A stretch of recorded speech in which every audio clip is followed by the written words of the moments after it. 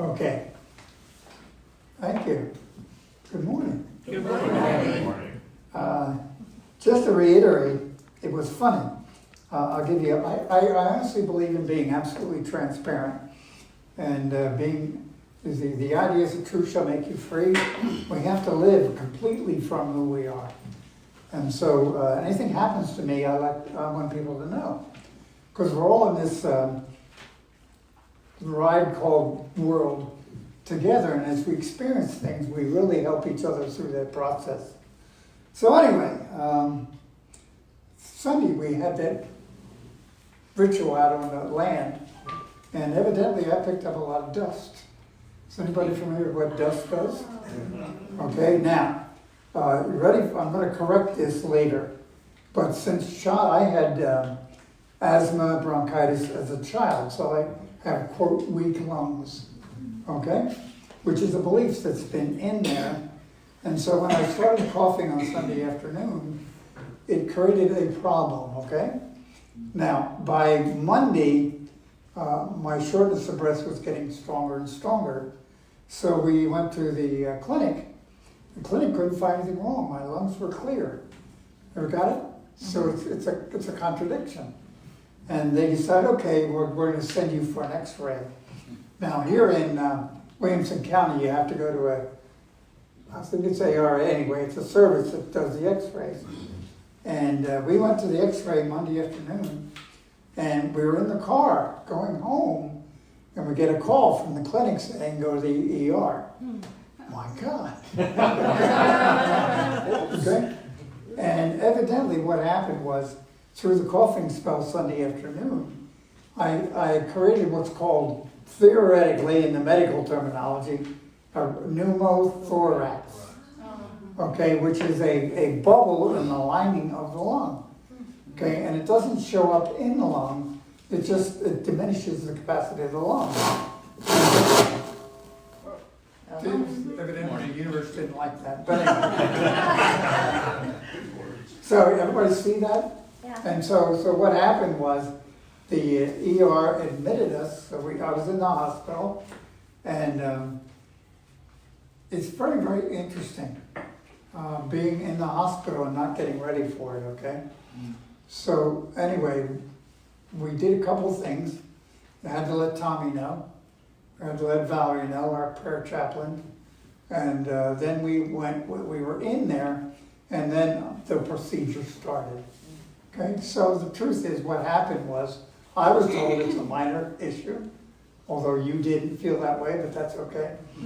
And what they did was they actually put a tube into my chest, into the bubble, and allowed the air to escape. Make sense? Yes. Okay, so I went through that process, and evidently they want you to stay quiet. So I had to stay in the hospital bed for 2 days. And at the end of 2 days, everything was okay. My lungs were reinflated, and I'm fine. Okay, now there's a little bit of residual thing which you can hear in my voice. And so anyway, you can imagine they put a straw into your lung, it creates an issue. So I'm still recovering from that, but I'm doing great. But here's the key. Being flat on my back for 2 days at Thanksgiving, what are you going to do? So the only thing I could do is look at what I was thankful for. And the more I looked, the more I realized we live in a wonderful area. In my article this week, I talked about that whole hospital was there. And the doctors were there, and the nurses were there, and the people that prepared, I ate well. Okay, they didn't restrict me on food. As a matter of fact, they've done real good. Okay, and then the technicians were there. So they even had a lung specialist check on me. And I had a CAT scan just to make sure. I went through all these procedures. It was all there. It's all there for you. So we live in a wonderful, wonderful area. And we live at a time when technology has created amazing things for our health. And creates healing above and beyond, or let's call it the instruments of God. Okay? But there's another higher level of healing, another higher level of gratitude another higher level of understanding. And what started coming in after a while, I was being thankful, very thankful. And I went through everything, very, very thankful for you folks. Because whether you know it or not, there's an energy that's created by a group. And that energy, we call it the Christ light, whatever you want to call it, but it goes out into the universe for good. So as a group, whether you knew it or not, you were praying for me. So thank you. And see, you didn't know anything about it, but your consciousness created an energy that was there for all of us to participate in. And that's a reality that is also scientifically proven now. We know those things occur. Okay? So, having been through that, I have suddenly realized, and the phrase from my fundamentalist years, "Thou will keep him in perfect peace, whose mind is stayed on thee." And that's from Isaiah 26:3. "Thou will keep him in perfect peace." So flat on your back in the hospital is not perfect peace, okay? Especially when you have a wife hovering over you. You can imagine her mental state. But it was through, by the way, we made another phone call to Silent Unity. Please use Silent Unity. It's one of the greatest gifts we have. I tell people, if you have a negative thought, call Silent Unity and ask for forgiveness. But anyway, this whole idea of perfect peace consumed me. And I decided, okay, let's look up what perfect peace is. And so you ready? What is perfect? And this is from, I'm going to give it, here they are. So perfect. Perfect is flawless, complete, as good as it gets, the extreme possibility. So perfect means the best that can be. And then peace is tranquility, calmness. You ready for this one? Noiselessness, which means stillness. So perfect stillness, perfect calmness, perfect tranquility. What would it be like to live in that state of being? And that's our normal state of being.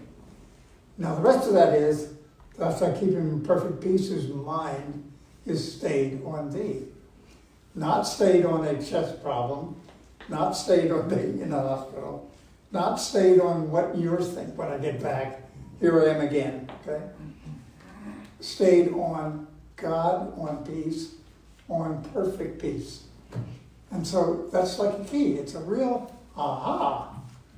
Okay, so perfect peace is that point in our minds when we say, okay, let go and let God, it's yours. Okay? Now, perfect. I was thinking it's Christmas. So we take Thanksgiving, and I'm there. You know, this happened, I was out Wednesday night, by the way, so I was home for Thanksgiving. Isn't that a blessing? But the whole idea was, I'm thankful, and each of us is part of a group that's blessing the universe. Okay? Now we're going into Christmas, and perfect peace, whose mind is stayed on thee. And that's another term for that is understanding or acknowledging the Christ self. And what are we going into? Christmas, which is celebrating the birth of the Christ. So it is a process. Everybody there? In other words, it takes time to let go of the world's beliefs and integrate God's belief of Christ into our lives. So the Christmas story involves the journey of Mary and Joseph on the way to Bethlehem. Guess what? We are each on a journey back to the Father, just like the prodigal son. We're each on a journey returning so the Christ can be born within us. And we might be able to experience perfect peace. Do you see the metaphor? And it's a beautiful metaphor because we have to heal all that old stuff. Now, do you remember I said earlier, I'm going to correct it, about And as a childhood, I have sensitive lungs. Do you see a pattern? Hello, here I am, what, 70, 80 years later, dealing with a pattern that was put in place 80 years ago, 70 years ago. And it's an overcoming of what the world has put in our subconscious minds. Okay, because when I overcome and return to the Christ, those patterns are gone, or they're corrected, and they're minimized in my life. So that will keep him in perfect peace, his mind is stayed on thee. Now, you got to put in one of my favorite chapters of the Bible. You ready? Psalm 91. Anybody remember it? I'm going to read it. I'm going to read the whole cotton picking thing. Because it's indicative of what we're talking about. So Psalm 91, are you ready? Yep. He who dwells in the protection of the Most High shall abide under the shadow of the Almighty. So that's dwelling in the Christ. That's knowing I'm a protected child of God. I will say of the Lord, He is my refuge and my fortress. My God, in Him will I trust. Surely He shall deliver you from the snare of the fowler and from vain gossip and from lung problems. And you put in there anything you want. What are you dealing with? And if you have problems dealing with it, call Silent Unity as for help, or one of our prayer chaplains. Then it goes on and says, He will cover you with His feathers, and under His wings you shall trust. His truth shall be your shield and buckler. Have you ever seen a chick underneath a chicken? And how the mother hen puts her feathers around. You can't even see the little ones underneath. Complete, absolute protection, love, nurture. And that's the feeling that we need to get. That we are protected, we are nurtured, we are loved. In her meditations, she said, you are wanted and loved. Big deal. You're not an accident. You didn't get here by accident. You came here on purpose to create a life to make a difference in this lifetime. So you are wanted and you're loved. Thank you for using that in your meditation. Then it goes on and says, you shall not be afraid for the terror by night. Anybody here lose sleep at night? What are the terrors? What ifs? What happens? What ifs? Nobody lost sleep like me? Okay. The terror by night. Nor for the arrow that flies by day. Anybody here familiar with the arrows that fly by day? The gossip, the hurtful words, the other side politicking, whatever it is, they are arrows. And you're protected from them. Nor for the conspiracy that spreads in darkness. Anybody familiar with conspiracy? That's a next door neighbor saying, did you hear what Robert said? That's the beginning of a conspiracy. So those don't happen. Next. Nor for the pestilence that wastes at noonday. You ready for this? This is the one that we use, Madeline and I use, quite a bit, and just quote it. Thousands shall fall at your side, and 10,000 at your right hand, but it shall not come near you. See, we are going to be able to see what's happening, but we won't experience those things when we live in spirit, within God's hand, underneath Mother Hand. Okay? And it goes on and says, only with your eyes shall you behold the reward of the wicked. For thou, O Lord, art my trust. Thou hast established thy habitation in the highest. There shall be no evil before you, neither shall any plague come near your dwelling.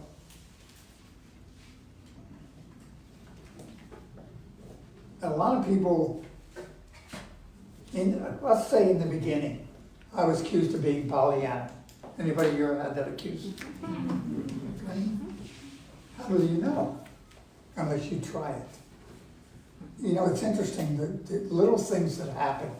They're little miracles, but we take them for granted. Little things like you go shopping for a shirt and you find a shirt on sale. Anybody had that happen? Specifically what you were looking for. Anybody had a parking spot spontaneously open up? Yeah. Anybody here had to go to the hospital and everything opened up? There's always these things happening that we take for granted. And it's staying in the presence of the Most High and allowing ourselves to surrender to that God, to the Christ. And at times being very, very thankful. I have to tell you that it really took me a couple hours to slow down. And just being open with you in the hospital, you know, what am I doing here? What did I do wrong? Anybody familiar with that thought? Oh, yeah. What thinking did I, you know, stinking thinking. Because we're so brought up on that stuff. But we are forgiven, we are loved, and it's dwelling in the secret place of the Most High. And dwelling there consciously, we are shielded from all these issues. And the only way to know that is to know it and work with it. I was reading it in the 12 Powers this morning, and I was surprised to see Charles Fillmore echo the ideas in A Course of Love.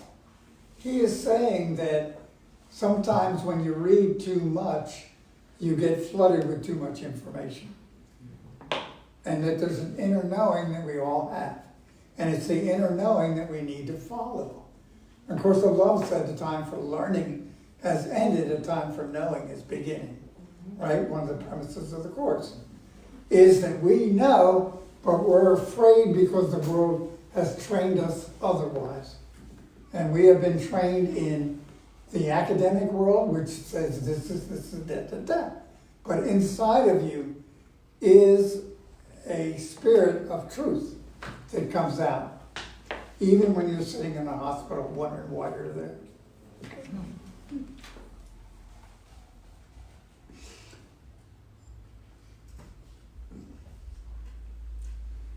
We have been working toward I don't know why this word is coming up, but the spiritualization of a group of people to make a difference. And the group is growing. Turn around and look around. Okay?